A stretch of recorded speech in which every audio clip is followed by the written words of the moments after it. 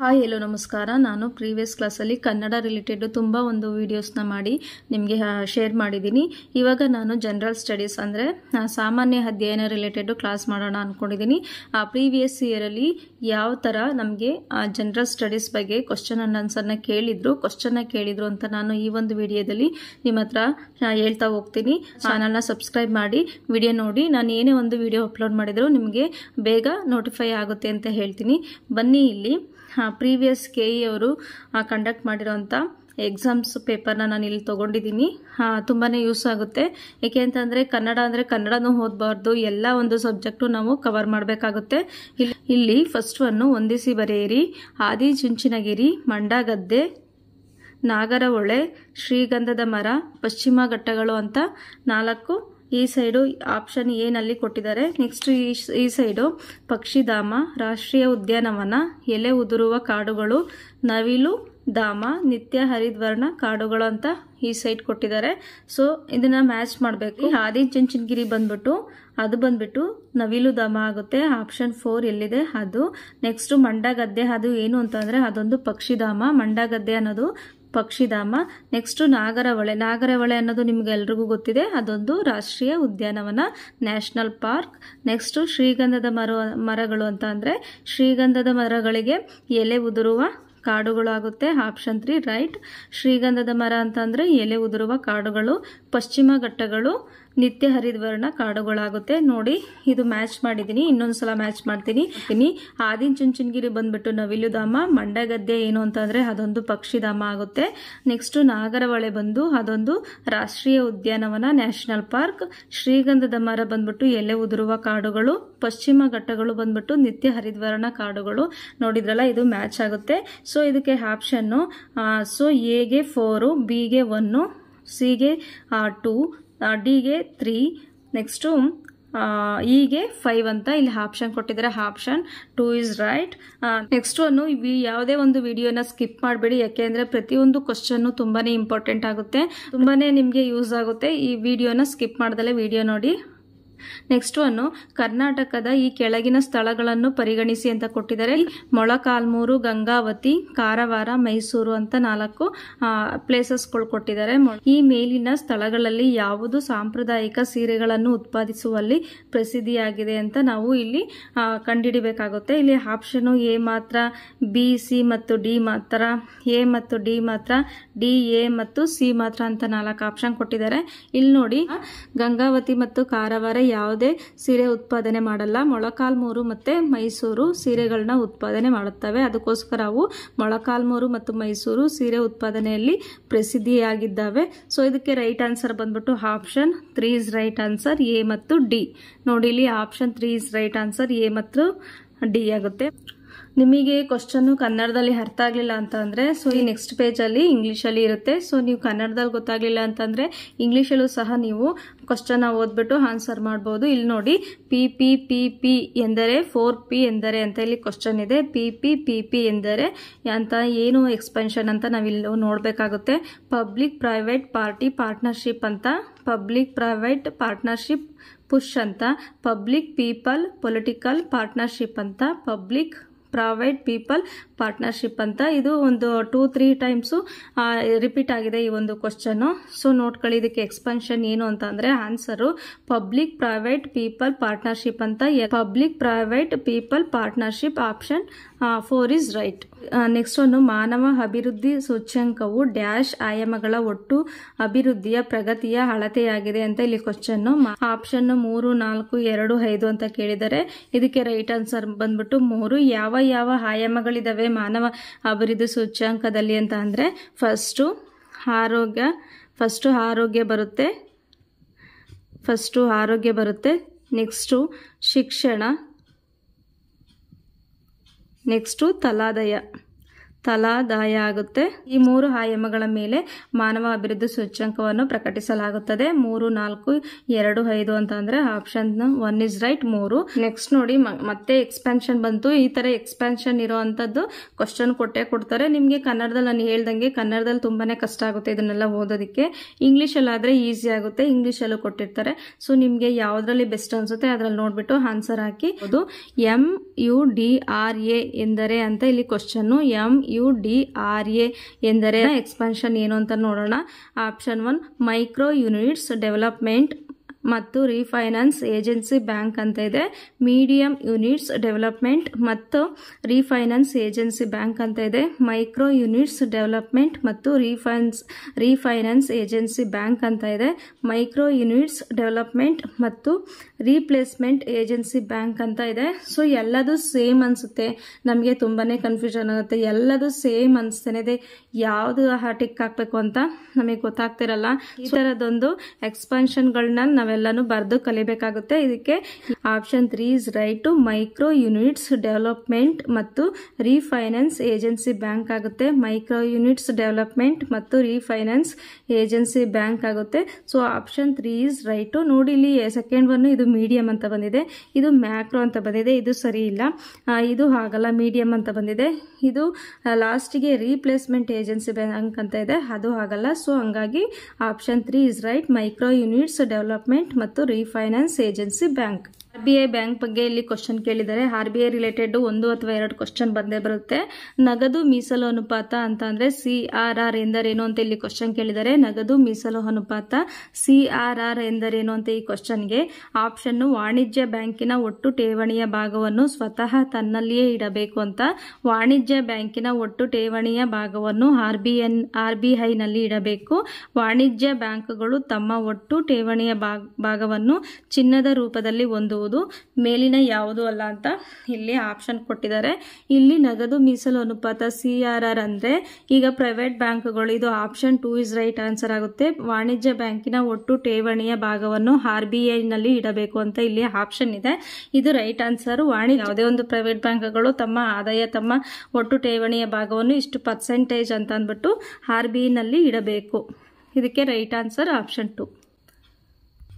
Next one, Atmanirbhar Bharat 3.0 package dash ದಿನಾಂಕದಂದು ಪ್ರಕಟಿಸಲಾಗಿತ್ತು ಅಂತ ಇಲ್ಲಿ ಕ್ವಶನ್ ಕೇಳಿದರೆ. 12ನೇ ಮೇ 2020, 12ನೇ ಅಕ್ಟೋಬರ್ 2020, 12ನೇ ನವೆಂಬರ್ 2020, 12ನೇ ಡಿಸೆಂಬರ್ 2020 ಅಂತ ಇದೆ.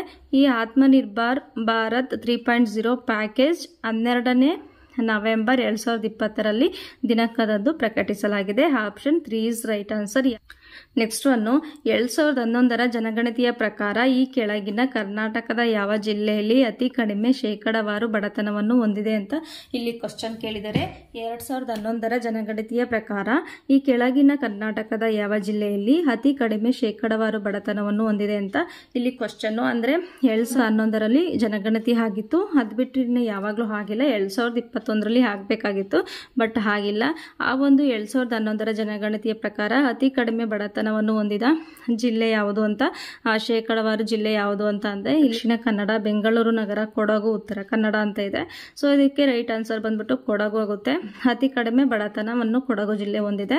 ನೋಡಿ ಇಲ್ಲಿ GST ಬಗ್ಗೆ ಕೇಳ್ಬೋದು, ನೋಡ್ಕೋಬೇಕು. ಯಾವಾಗ್ಲೂ GST ರಿಲೇಟೆಡ್ ಒಂದು ಕ್ವಶನ್ ಬಂದೇ ಬರುತ್ತೆ. GST, ನೆಕ್ಸ್ಟ್ ಜನಗಣತಿ ಬಗ್ಗೆ, ಮತ್ತೆ RBI ಬಗ್ಗೆ, ಇವೆಲ್ಲಾನು ಕೂಡ ಈ ಕ್ವಶನ್ ಪೇಪರ್ ಅಲ್ಲಿ ಏನಿದೆ ಆಲ್ಮೋಸ್ಟ್ ಎಲ್ಲವೂ ಇಂಪಾರ್ಟೆಂಟ್ ಆಗಿರುತ್ತೆ. ಯಾಕೆಂದ್ರೆ ನಾವು ಒಂದು ಕ್ವಶನ್ ಪೇಪರ್ನ ಬಿಡಿಸೋದ್ರಿಂದ ನಮ್ಗೆ ಎಷ್ಟೋ ಒಂದು ವಿಷಯಗಳು ಗೊತ್ತಾಗುತ್ತೆ. ಸೊ ಹಂಗಾಗಿ ನಮ್ಗೆ ಈಸಿ ಆಗುತ್ತೆ. ಈಗ ಒಂದು ಫುಲ್ ಬುಕ್ ಓದೋದು ತುಂಬಾನೇ ಕಷ್ಟ ಆಗುತ್ತೆ, ಅದರಲ್ಲಿ ಓದಿದ್ರು ಮರ್ತೋಗೋ ಚಾನ್ಸಸ್ ಇರುತ್ತೆ. ಈ ರೀತಿ ಕ್ವಶನ್ ಪೇಪರ್ನ ನಾವು ಬಿಡಿಸೋದ್ರಿಂದ ನಾವು ಓದಿದ್ನಲ್ಲ ಅಂತ ಫೀಲ್ ಬರುತ್ತೆ, ಮತ್ತೆ ಕ್ವಶನ್ ಅಂಡ್ ಆನ್ಸರ್ ತಿಳ್ಕೊಂಡಂಗೂ ಆಗುತ್ತೆ, ಎಕ್ಸಾಮ್ಗೂ ಈಸಿ ಆಗುತ್ತೆ ಅಂತ ಹೇಳ್ತೀನಿ. ಇಲ್ಲಿ GST ಕೌನ್ಸಿಲ್ ಬಗ್ಗೆ ಕೇಳಿದರೆ. ಭಾರತೀಯ GST ಕೌನ್ಸಿಲ್ ಡ್ಯಾಶ್ ನೇತೃತ್ವದಲ್ಲಿದೆ ಅಂತ ಇಲ್ಲಿ ಕ್ವಶನ್ ಇದೆ. ರಾಷ್ಟ್ರಪತಿಗಳ ನೇತೃತ್ವದಲ್ಲ, ಪ್ರಧಾನಮಂತ್ರಿಗಳು, ಹಣಕಾಸು ಸಚಿವರು, ಗೃಹ ಸಚಿವರು ಅಂತ 4 ಆಪ್ಷನ್ ಕೊಟ್ಟಿದ್ದಾರೆ. ಭಾರತೀಯ GST ಕೌನ್ಸಿಲ್ ಬಂದ್ಬಿಟ್ಟು ಹಣಕಾಸು ಸಚಿವರ ನೇತೃತ್ವದಲ್ಲಿದೆ. ಆಪ್ಷನ್ 3 ಇಸ್ ರೈಟ್, ಹಣಕಾಸು ಸಚಿವರು. ಹಸಿರು ಕ್ರಾಂತಿಯ ಮೊದಲ ಹಂತದಲ್ಲಿ HYV ಬೀಜಗಳ ಬಳಕೆಯು ಪ್ರಾಥಮಿಕವಾಗಿ ಡ್ಯಾಶ್ ಬೆಳೆಯುತ್ತಿರುವ ಪ್ರದೇಶಗಳಿಗೆ ಮಾತ್ರ ಪ್ರಯೋಜನವನ್ನು ನೀಡಿತು ಅಂತ ಇಲ್ಲಿ ಕ್ವಶನ್ ಕೊಟ್ಟಿದ್ದಾರೆ. ಮೊದಲ ಹಂತದಲ್ಲಿ ಯಾವ ಒಂದು ಬೆಳೆಯನ್ನು ಬೆಳೆಯುತ್ತಿದ್ರು ಅಂತ ಅಂದ್ರೆ ಗೋಧಿ, ಹತ್ತಿ, ಕಬ್ಬು, ರಾಗಿ ಅಂತ ಇಲ್ಲಿ ಆಪ್ಷನ್ಗಳಲ್ಲಿ ಫಸ್ಟ್ ನಾವು ಹಸಿರು ಕ್ರಾಂತಿ ಸ್ಟಾರ್ಟ್ ಆದಾಗ ಗೋಧಿನ ಹೆಚ್ಚಾಗಿ ಬೆಳೆಯುತ್ತಿದ್ರು. ಈ ಗೋಧಿ ಮೇಲೆ ಹಸಿರು ಕ್ರಾಂತಿನ ಮಾಡ್ತಾ ಇದ್ರು. ಸೊ ಆಪ್ಷನ್ 1 ಇಸ್ ರೈಟ್, ಗೋಧಿ. ಹಸಿರು ಕ್ರಾಂತಿ ಅಂತ ಅಂದ್ರೆ ಆಹಾರ ಬೆಳೆಗಳ ಮೇಲೆ ಬರುತ್ತೆ. ಸೊ ಹಂಗಾಗಿ ಇಲ್ಲಿ ಆಪ್ಷನ್ 1 ಗೋಧಿ. ಭಾರತ ಮತ್ತು ಜ್ಞಾನ ಆರ್ಥಿಕತೆ, ಸಾಮರ್ಥ್ಯ ಮತ್ತು ಅವಕಾಶಗಳನ್ನು ನಿಯಂತ್ರಿಸುವುದು ಎಂಬ ಶೀರ್ಷಿಕೆ ವರದಿಯನ್ನು ಯಾರು ಪ್ರಕಟಿಸಿದರು ಅಂತ ಕೊಟ್ಟಿದೆ. RBIನ, ನೀತಿ ಆಯೋಗನ, ವಿಶ್ವ ಬ್ಯಾಂಕ್ನ, ಇವುಗಳಲ್ಲಿ ಯಾವುದು ಅಲ್ಲ ಅಂತಂದ್ರೆ ವಿಶ್ವ ಬ್ಯಾಂಕ್ ಆಗುತ್ತೆ. ಆಪ್ಷನ್ 3 ವಿಶ್ವ ಬ್ಯಾಂಕ್ನವರು ಪ್ರಕಟಿಸಿದರು. ಏನು ಅಂತ ನೆಕ್ಸ್ಟ್ ಒನ್, ನೇರ ತೆರಿಗೆಗೆ ಎಕ್ಸಾಂಪಲ್ ಕೇಳಿದರೆ. ನೇರ ತೆರಿಗೆಗೆ ಅಂತ ಅಂದ್ರೆ ಡೈರೆಕ್ಟ್ ಟ್ಯಾಕ್ಸ್ಗೆ ಎಕ್ಸಾಂಪಲ್ ಇಲ್ಲಿ ಕೊಟ್ಟಿದ್ದಾರೆ. ಅದು ಯಾವುದು ಅಂತ ನಾವು ನೋಡಬೇಕು. ವೈಯಕ್ತಿಕ ಆದಾಯದ ಮೇಲಿನ ತೆರಿಗೆ, ಸರಕು ಮತ್ತು ಸೇವೆಗಳ ಮೇಲಿನ ತೆರಿಗೆ 1 ಮತ್ತು 2 ಸರಿ, 1 ಮತ್ತು 2 ಸಹ ತಪ್ಪು ಅಂತ ಇದೆ. ಸೊ ಇದಕ್ಕೆ ರೈಟ್ ಆನ್ಸರ್ ಬಂದ್ಬಿಟ್ಟು ಆದಾಯದ ಮೇಲಿನ ತೆರಿಗೆ ಆಗುತ್ತೆ. ಆಪ್ಷನ್ 1 ಇಸ್ ರೈಟ್, ವೈಯಕ್ತಿಕ ಆದಾಯದ ಮೇಲಿನ ತೆರಿಗೆ. ಒಂದು ಎಕ್ಸ್ಪಾನ್ಷನ್ ಇರುವಂತದ್ದು ಕ್ವಶನ್ ಕೊಟ್ಟಿದ್ದಾರೆ, ಮತ್ತೆ ಇಲ್ಲಿ ವಿಸ್ತರಿಸಿ ಕೊಟ್ಟಿದ್ದಾರೆ. MPCE ಅನ್ನೋದನ್ನ ನಾವು ಎಕ್ಸ್ಪಾನ್ಷನ್ ಮಾಡಬೇಕು. ಸೊ ಇಲ್ಲಿ 4 ಆಪ್ಷನ್ಗಳಲ್ಲಿ MPCE ಅಂತ ಅಂದ್ರೆ ಮಾಸಿಕ ತಲಾ ಅನುಭೋಗ ವೆಚ್ಚ ಅಂತ ಇದೆ. Monthly per capita consumption expenditure ಅಂತ ಕೊಟ್ಟಿದ್ದಾರೆ. ನೆಕ್ಸ್ಟ್ ಮಾಸಿಕ ತಲಾ ಅನುಭೋಗ ಗಳಿಕೆ, monthly per capita consumption earnings ಅಂತ ಕೊಟ್ಟಿದ್ದಾರೆ. ಮಾಸಿಕ ತಲಾ ಉತ್ಪಾದನಾ ವೆಚ್ಚ, monthly per capita production expenditure ಅಂತ ಕೊಟ್ಟಿದ್ದಾರೆ. ನೆಕ್ಸ್ಟ್ ಮೇಲಿನವುಗಳಲ್ಲಿ ಯಾವುದು ಅಲ್ಲ ಅಂತ ಇಲ್ಲಿ ಕ್ವಶನ್ ಕೊಟ್ಟಿದ್ದಾರೆ. MPCE ಅಂತ ಅಂದ್ರೆ ಮಾಸಿಕ ತಲಾ ಅನುಭೋಗ ವೆಚ್ಚ ಆಗುತ್ತೆ. Option 1 is right, monthly per capita consumption expenditure ಆಗುತ್ತೆ. ಭಾರತ ಸರ್ಕಾರ ಶಿಕ್ಷಣದ ಮೇಲೂ ತೆರಿಗೆಯಿಂದ ಬರುವ ಆದಾಯವನ್ನು ಈ ಕೆಳಗಂಡ ಶಿಕ್ಷಣದ ಮೇಲಿನ ವೆಚ್ಚಕ್ಕಾಗಿ ಮೀಸಲಿಡುತ್ತದೆ ಅಂತ ಇಲ್ಲಿ ಕ್ವಶನ್ ಇದೆ. ಭಾರತ ಸರ್ಕಾರ ಶಿಕ್ಷಣದ ಮೇಲೆ ಏನೇ ಒಂದು ಟ್ಯಾಕ್ಸ್ ತಗೊಂಡಿದ್ರು ಅದನ್ನ ಏನಕ್ಕೋಸ್ಕರ ಮೀಸಲಿಡುತ್ತದೆ ಅಂತ ಇಲ್ಲಿ ಕ್ವಶನ್. ಯಾವುದೋ ಒಂದು ಶಿಕ್ಷಣಕ್ಕೆ ಮೀಸಲಿಡುತ್ತದೆ, ಆ ಒಂದು ಪಡೆದಿರುವಂತ ತೆರಿಗೆನ ಯಾವುದಕ್ಕೆ ಯೂಸ್ ಮಾಡುತ್ತೆ ಅಂತ ಅಂದ್ರೆ ಉನ್ನತ ಶಿಕ್ಷಣಕ್ಕ, ಪ್ರಾಥಮಿಕ ಶಿಕ್ಷಣಕ್ಕ, ಮಾಧ್ಯಮಿಕ ಶಿಕ್ಷಣಕ್ಕೆ, ಮೇಲಿನವುಗಳಲ್ಲಿ ಯಾವುದೂ ಅಲ್ಲ ಅಂತ ಇದೆ. ಸೊ ಪ್ರಾಥಮಿಕ ಶಿಕ್ಷಣಕ್ಕೆ ಆ ತೆರಿಗೆಯಿಂದ ಬಂದ ಹಣವನ್ನು ಪ್ರಾಥಮಿಕ ಶಿಕ್ಷಣಕ್ಕೆ ಬಳಸ್ತಾರೆ. ಆಪ್ಷನ್ 2 ಇಸ್ ರೈಟ್, ಪ್ರಾಥಮಿಕ ಶಿಕ್ಷಣ. ನೆಕ್ಸ್ಟ್ ಒನ್ನು, ಕೆಳಗಿನವುಗಳಲ್ಲಿ ಭಾರತ ತಯಾರಿಸಿದ ಕೋವಿಡ್ ಲಸಿಕೆಗಳನ್ನು ಮೊದಲು ಪಡೆದ ದೇಶ ಯಾವುದು ಅಂತ ಕೊಟ್ಟಿದ್ದಾರೆ.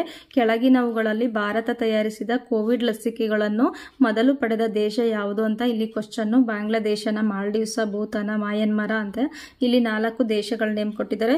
ಮೊದಲು ಯಾವುದೇ ಒಂದು ಕೋವಿಡ್ ಲಸಿಕೆಗಳನ್ನು ಪ್ರಿಪೇರ್ ಮಾಡಿರ್ತಾರಲ್ಲ, ತಯಾರು ಮಾಡಿರ್ತಾರಲ್ಲ, ಅದನ್ನ ಮೊದಲು ಪಡೆದ ದೇಶ ಯಾವುದು ಅಂತ ಇಲ್ಲಿ ಕ್ವಶನ್ ಆಗಿ ಕೇಳಿದ್ದಾರೆ. ಇದಕ್ಕೆ ರೈಟ್ ಆನ್ಸರ್ ಬಂದ್ಬಿಟ್ಟು ಆಪ್ಷನ್ 3 ಆಗುತ್ತೆ.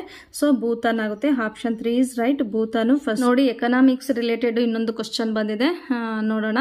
ಇಲ್ಲಿ ನೋಡಿ, ಕರ್ನಾಟಕದ 2011ರ ಜನಗಣತಿಯ ಪ್ರಕಾರ ಅನಕ್ಷರಸ್ಥರ ಸಂಖ್ಯೆ ಎಷ್ಟು ಇತ್ತು ಅಂದ್ರೆ 2011ರ ಜನಗಣತಿಯ ಪ್ರಕಾರ ಅನಕ್ಷರಸ್ಥರ ಜನಸಂಖ್ಯೆ ಕರ್ನಾಟಕದಲ್ಲಿ ಎಷ್ಟಿತ್ತು ಅಂತ ಇಲ್ಲಿ ಕ್ವಶನ್.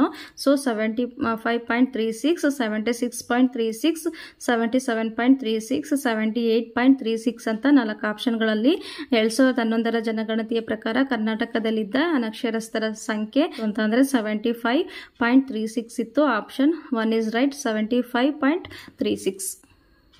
ನೆಕ್ಸ್ಟ್ ಒನ್ ಇಲ್ಲಿ ನೋಡಿ, ಕೆಳಗಿನ ಯಾವ ರಾಜ್ಯ ಪ್ರಥಮವಾಗಿ ಈ ಕ್ಯಾಬಿನೆಟ್ ಅನ್ನು ಜಾರಿಗೊಳಿಸಲು ನಿರ್ಧರಿಸಿದೆ ಅಂತ ಇಲ್ಲಿ ಕ್ವಶನ್. ಅಂದ್ರೆ ಕೇರಳ, ಹಿಮಾಚಲ ಪ್ರದೇಶ, ಅಸ್ಸಾಂ, ಕರ್ನಾಟಕ ಅಂತ ಆಪ್ಷನ್ಗಳಲ್ಲಿ ಹಿಮಾಚಲ ಪ್ರದೇಶ ಪ್ರಥಮವಾಗಿ ಈ ಕ್ಯಾಬಿನೆಟ್ ಅನ್ನು ಜಾರಿಗೊಳಿಸಲು ನಿರ್ಧರಿಸಿದೆ. Option 2 is right, Himachal Pradesh. ಕೆಳಗಿನ ಯಾರು ಅತಿ ಹೆಚ್ಚು ವರ್ಷಗಳ ಕಾಲ ಮುಖ್ಯಮಂತ್ರಿಯಾಗಿ ಸೇವೆ ಸಲ್ಲಿಸಿದರು ಅಂತ ಇಲ್ಲಿ ಕ್ವಶನ್. ಕೆಳಗಿನ ಯಾರು ಅತಿ ಹೆಚ್ಚು ವರ್ಷಗಳ ಕಾಲ ಮುಖ್ಯಮಂತ್ರಿಯಾಗಿ ಸೇವೆ ಸಲ್ಲಿಸಿದರು ಅಂತ ಅಂದ್ರೆ ಪವನ್ ಕುಮಾರ್ ಚಾಮ್ಲಿಂಗ್, ಜ್ಯೋತಿ ಬಸು, ಗೇಗೆಂಗ್ ಅಪಾಂಗ್, ಲಾಲ್ ತನ್ವಾಲ್ ಅಂತ 4 ಆಪ್ಷನ್ಗಳಲ್ಲಿ ಅಂತಂದ್ರೆ ಪವನ್ ಕುಮಾರ್ ಚಾಮ್ಲಿಂಗ್ ಆಗುತ್ತೆ. Option 1 is right, Pawan Kumar Chamling. ಯಾರೇ ವ್ಯಕ್ತಿಯನ್ನು ಒಂದೇ ಅಪರಾಧಕ್ಕಾಗಿ ಒಂದಕ್ಕಿಂತ ಹೆಚ್ಚು ಸಲ ಪ್ರಾಸಿಕ್ಯೂಷನ್ಗೆ ಗುರಿಪಡಿಸತಕ್ಕದ್ದಲ್ಲ ಹಾಗೂ ದಂಡಿಸತಕ್ಕದ್ದಲ್ಲ ಅಂತ ಯಾವ ಒಂದು ಅನುಚ್ಛೇದದಲ್ಲಿ ಅಂದರೆ ಅನುಚ್ಛೇದದಲ್ಲಿ ಆರ್ಟಿಕಲ್ನಲ್ಲಿ ಹೇಳಿದ್ದಾರೆ ಅಂತ ಇಲ್ಲಿ ಕ್ವಶನ್ ಕೊಟ್ಟಿದ್ದಾರೆ. ಇಲ್ಲಿ 4 ಆರ್ಟಿಕಲ್ ಕೊಟ್ಟಿದ್ದಾರೆ. ಅನುಚ್ಛೇದ 20 ಭಾಗ 2, ಅನುಚ್ಛೇದ 19 ಜೀನಲ್ಲ, ಅನುಚ್ಛೇದ 21, ಅನುಚ್ಛೇದ 22 ಅಂತ ಇಲ್ಲಿ 4 ಆರ್ಟಿಕಲ್ ಕೊಟ್ಟಿದ್ದಾರೆ. ಸೊ ಆರ್ಟಿಕಲ್ ಅಂತಂದ್ರೆ ಆಪ್ಷನ್ 1 ಇಸ್ ರೈಟ್. ಅನುಚ್ಛೇದ 20 2 ಆಗುತ್ತೆ. Option 1 is right. ಆರ್ಟಿಕಲ್ 22. ಒಂದು ವಿಧೇಯಕವು ಧನ ವಿಧೇಯಕವೇ ಅಥವಾ ಅಲ್ಲವೇ ಎಂಬ ಯಾವುದೇ ಪ್ರಶ್ನೆ ಉದ್ಭವಿಸಿದರೆ ಯಾರ ತೀರ್ಮಾನವು ಅಂತಿಮವಾದುದಾಗಿರತಕ್ಕದ್ದು ಅಂತ ಇಲ್ಲಿ ಕ್ವಶನ್ ಇದೆ. ಯಾರ ತೀರ್ಮಾನ ಫೈನಲ್ ಆಗಿರಬೇಕು ಅಂತ ಇಲ್ಲಿ ಕ್ವಶನ್ ಬಂದ್ಬಿಟ್ಟು ಸಭಾಪತಿಗಳಾಗುತ್ತೆ. ನೆಕ್ಸ್ಟ್ ಒನ್ ನೋಡಿ, ಭಾರತೀಯ ಸಂವಿಧಾನದ 263ನೇ ಅನುಚ್ಛೇದದ ಅಡಿಯಲ್ಲಿ ರಚಿಸಲಾದ ಅಂತಾರಾಜ್ಯ ಪರಿಷತ್ತಿನ ಅಧ್ಯಕ್ಷರಾಗಿ ಯಾರು ಕಾರ್ಯನಿರ್ವಹಿಸುತ್ತಾರೆ ಅಂತ ಇಲ್ಲಿ ಕ್ವಶನ್. ಭಾರತೀಯ ಸಂವಿಧಾನದ 263ನೇ ಅನುಚ್ಛೇದದ ಅಡಿಯಲ್ಲಿ ರಚಿಸಲಾದ ಅಂತಾರಾಜ್ಯ ಪರಿಷತ್ತಿನ ಅಧ್ಯಕ್ಷರಾಗಿ ಯಾರು ಕಾರ್ಯನಿರ್ವಹಿಸುತ್ತಾರೆ ಅಂತ ಇಲ್ಲಿ ಕ್ವಶನ್. ಅಂತಾರಾಜ್ಯ ಪರಿಷತ್ತಿನ ಅಧ್ಯಕ್ಷರಾಗಿ ಯಾರು ಕೆಲಸ ಮಾಡ್ತಾರೆ ಅಂತ ಇಲ್ಲಿ ಆಪ್ಷನ್ಗಳು ನೋಡೋಣ. ಭಾರತದ ಪ್ರಧಾನಮಂತ್ರಿಗಳು, ರಾಜ್ಯದ ಮುಖ್ಯಮಂತ್ರಿಗಳು, ರಾಷ್ಟ್ರಪತಿಗಳು, ಭಾರತದ ಮುಖ್ಯ ನ್ಯಾಯಾಧೀಶರು ಅಂತ ಇದೆ. ಇದಕ್ಕೆ ರೈಟ್ ಆನ್ಸರ್ ಬಂದ್ಬಿಟ್ಟು ಯಾರು ಕಾರ್ಯನಿರ್ವಹಿಸುತ್ತಾರೆ ಅಂತಾರಾಜ್ಯ ಪರಿಷತ್ತಿನ ಅಧ್ಯಕ್ಷರಾಗಿ ಅಂತ ಅಂದ್ರೆ ಭಾರತದ ಪ್ರಧಾನಮಂತ್ರಿಗಳು ಆಗುತ್ತೆ. ಆಪ್ಷನ್ 1 ರೈಟ್, ಭಾರತದ ಪ್ರಧಾನಮಂತ್ರಿಗಳು. ಸೊ ಇಲ್ಲಿ ನೋಡಿ, ಇದಂತೂ ತುಂಬಾನೇ ಇಂಪಾರ್ಟೆಂಟ್. ಇದ್ರ ಬಗ್ಗೆ ಅಂದ್ರೆ 42 ತಿದ್ದುಪಡಿ ಅಮೆಂಡ್ಮೆಂಟ್ ಬಗ್ಗೆ ಒಂದು ಕ್ವಶನ್ ಬಂದೇ ಬರುತ್ತೆ. ಇಲ್ಲಿ ನೋಡಿ, ಸಮಾಜವಾದಿ ಹಾಗೂ ಜಾತ್ಯತೀತ ಎಂಬ ಪದಗಳನ್ನು ಭಾರತ ಸಂವಿಧಾನದ ಪೂರ್ವ ಪೀಠಿಕೆಯಲ್ಲಿ ಡ್ಯಾಶ್ ಮೂಲಕ ಸೇರ್ಪಡಿಸಲಾಗಿದೆ ಅಂತ ಇಲ್ಲಿ ಕ್ವಶನ್. ಇಲ್ಲಿ ನೋಡಿ, ಸಮಾಜವಾದಿ ಮತ್ತು ಜಾತ್ಯತೀತ ಎಂದ ಇವೆರಡು ಪದಗಳನ್ನು ಯಾವ ಒಂದು ಅಮೆಂಡ್ಮೆಂಟ್ ಅಂದ್ರೆ ತಿದ್ದುಪಡಿ ಮೂಲಕ ಸಂವಿಧಾನಕ್ಕೆ ಪೂರ್ವ ಪೀಠಿಕೆಯಲ್ಲಿ ಸೇರಿಸಲಾಗಿದೆ ಅಂತ ಇಲ್ಲಿ ಕ್ವಶನ್ ಕೇಳಿದ್ದಾರೆ. ಸೊ ಇದಕ್ಕೆ 42ನೇ ತಿದ್ದುಪಡಿ, 44ನೇ ತಿದ್ದುಪಡಿ, 23ನೇ ತಿದ್ದುಪಡಿ, 24ನೇ ತಿದ್ದುಪಡಿ ಅಂತ ಇದೆ. ಇದಕ್ಕೆ ರೈಟ್ ಆನ್ಸರ್ ಬಂದ್ಬಿಟ್ಟು 42ನೇ ತಿದ್ದುಪಡಿ ಆಗುತ್ತೆ. 42ನೇ ತಿದ್ದುಪಡಿಯ ಮೂಲಕ ಸಮಾಜವಾದಿ ಹಾಗೂ ಜಾತ್ಯತೀತ ಎಂಬ ಪದಗಳನ್ನು ಸಂವಿಧಾನದ ಪೂರ್ವ ಪೀಠಿಕೆಯಲ್ಲಿ ಸೇರಿಸಲಾಗಿದೆ. ನೋಡಿ, ಭಾರತ ಸಂವಿಧಾನದ ಯಾವ ವಿಧಿಯು ಸಂವಿಧಾನ ತಿದ್ದುಪಡಿಯ ವಿಧಾನವನ್ನು ತಿಳಿಸುತ್ತದೆ ಅಂತ ಇಲ್ಲಿ ಕ್ವಶನ್. ಪಡಿಯ ವಿಧಿ ಯಾವುದು ಅಂತ ಇಲ್ಲಿ ಕ್ವಶನ್. 268ನೇ ವಿಧಿ, 325ನೇ ವಿಧಿ, 365ನೇ ವಿಧಿ, 368ನೇ ವಿಧಿ ಅಂತ ಇಲ್ಲಿ ಆಪ್ಷನ್ಗಳಲ್ಲಿ ಯಾವ ಒಂದು ಆರ್ಟಿಕಲ್ ನಲ್ಲಿ ತಿದ್ದುಪಡಿಯ ಬಗ್ಗೆ ಹೇಳುತ್ತದೆ, ಯಾವ ಒಂದು ಆರ್ಟಿಕಲ್ ತಿದ್ದುಪಡಿಯ ಬಗ್ಗೆ ಹೇಳುತ್ತದೆ ಅಂತ ಅಂದ್ರೆ ಆಪ್ಷನ್ 4 368ನೇ ಆರ್ಟಿಕಲ್. 368ನೇ ಆರ್ಟಿಕಲ್ ಅಲ್ಲಿ ಈ ಒಂದು ತಿದ್ದುಪಡಿಯ ಬಗ್ಗೆ ಹೇಳುತ್ತದೆ. ಈ ಕೆಳಗಿನವುಗಳಲ್ಲಿ ಯಾವುದು ಸಂವಿಧಾನಾತ್ಮಕ ಸಂಸ್ಥೆ ಆಗಿದೆ ಅಂತ ಇಲ್ಲಿ ಕ್ವಶನ್. ಸಂವಿಧಾನಿಕ ಸಂಸ್ಥೆ ಯಾವುದು ಅಂತ ಇಲ್ಲಿ ಅದರ ರಿಲೇಟೆಡ್ ಕ್ವಶನ್ ಕೇಳಬಹುದು. ಈ ಕೆಳಗಿನವುಗಳಲ್ಲಿ ಯಾವುದು ಸಂವಿಧಾನಾತ್ಮಕ ಸಂಸ್ಥೆ ಆಗಿದೆ ಅಂತ ಇಲ್ಲಿ ಕ್ವಶನ್ಗೆ ಕೇಂದ್ರ ತನಿಖಾ ಆಯೋಗ, CVC, ಕರ್ನಾಟಕ ಲೋಕಸೇವಾ ಆಯೋಗ, ರಾಜ್ಯ ಮಹಿಳಾ ಆಯೋಗ ಅಂತ ಇಲ್ಲಿ 4 ಆಪ್ಷನ್ ಕೊಟ್ಟಿದ್ದಾರೆ. ಯಾವುದು ಸಂವಿಧಾನಾತ್ಮಕ ಸಂಸ್ಥೆ ಅಂತ ಅಂದ್ರೆ ಕೇಂದ್ರ ತನಿಖಾ ಆಯೋಗ ಅಲ್ಲ, CVCನೂ ಅಲ್ಲ, ನೆಕ್ಸ್ಟ್ ರಾಜ್ಯ ಮಹಿಳಾ ಆಯೋಗನೂ ಸಂವಿಧಾನಾತ್ಮಕ ಸಂಸ್ಥೆ ಅಲ್ಲ. ಸೊ ಕರ್ನಾಟಕ ಲೋಕಸೇವಾ ಆಯೋಗ ಬಂದ್ಬಿಟ್ಟು ಅದೊಂದು ಸಂವಿಧಾನಾತ್ಮಕ ಸಂಸ್ಥೆ ಆಗಿದೆ. So option 3 is right. ಕೇಂದ್ರ ಪಟ್ಟಿ, ರಾಜ್ಯ ಪಟ್ಟಿ ಮತ್ತು ಸಮವರ್ತಿ ಪಟ್ಟಿಗಳ ಬಗ್ಗೆ ಸಂವಿಧಾನದ ಯಾವ ಶೆಡ್ಯೂಲ್ ನಲ್ಲಿ ಉಲ್ಲೇಖಿಸಲಾಗಿದೆ ಅಂತ ಇಲ್ಲಿ ಕ್ವಶನ್. ಯಾವ ಒಂದು ಶೆಡ್ಯೂಲ್ ಅಂತ ಅಂದ್ರೆ ಶೆಡ್ಯೂಲ್ 1 ಅನುಸೂಚಿ 1, ಅನುಸೂಚಿ 3, ಅನುಸೂಚಿ 5, ಅನುಸೂಚಿ 7 ಅಂತ ಇದ್ರೆ ಶೆಡ್ಯೂಲ್ 1, ಶೆಡ್ಯೂಲ್ 3, ಶೆಡ್ಯೂಲ್ 5, ಶೆಡ್ಯೂಲ್ 7 ಅಂತ 4 ಆಪ್ಷನ್ ಕೊಟ್ಟಿದ್ದಾರೆ. ಇದಕ್ಕೆ ರೈಟ್ ಆನ್ಸರ್ ಬಂದ್ಬಿಟ್ಟು ಭಾಗ ಶೆಡ್ಯೂಲ್ ಅನುಸೂಚಿ 7ರಲ್ಲಿ ಕೇಂದ್ರ ಪಟ್ಟಿ, ರಾಜ್ಯ ಪಟ್ಟಿ ಮತ್ತು ಸಮವರ್ತಿ ಪಟ್ಟಿಗಳ ಬಗ್ಗೆ ಉಲ್ಲೇಖ ಮಾಡಿದ್ದಾರೆ. ಅನುಸೂಚಿ 7 ಆಗುತ್ತೆ. Option 4 is right. ಆಡಳಿತದ ಮೇಲೆ ನಾಗರಿಕರ ಪರಿಣಾಮಕಾರಿ ನಿಯಂತ್ರಣದ ವಿಧಾನವೆಂದರೆ ಅಂತ ಇಲ್ಲಿ ಕ್ವಶನ್. ಆಡಳಿತದ ಮೇಲೆ ನಾಗರಿಕರ ಪರಿಣಾಮಕಾರಿ ನಿಯಂತ್ರಣದ ವಿಧಾನವೆಂದರೆ ಅಂತ ಇಲ್ಲಿ ಕ್ವಶನ್ಗೆ ಚುನಾವಣೆ, ಸಾರ್ವಜನಿಕ ಅಭಿಪ್ರಾಯ, ಒತ್ತಡ ಗುಂಪುಗಳು, ಸಲಹಾ ಸಮಿತಿಗಳು ಅಂತ 4 ಆಪ್ಷನ್ ಕೊಟ್ಟಿದ್ದಾರೆ. ಯಾವುದ್ರ ಮೇಲೆ ಅಂತ ಅಂದ್ರೆ ಸೊ ಚುನಾವಣೆ ಆಗುತ್ತೆ. Option 1 is right. Option 1 is correct, ಚುನಾವಣೆ ಮೇಲೆ. ನೆಕ್ಸ್ಟ್ ಒನ್, ಭಾರತದಲ್ಲಿ ರಾಜ್ಯದ ರಾಜ್ಯಪಾಲರಾಗಲು ಅರ್ಹ ವಯಸ್ಸೆಷ್ಟು ಅಂತ ಕೊಟ್ಟಿದ್ದಾರೆ.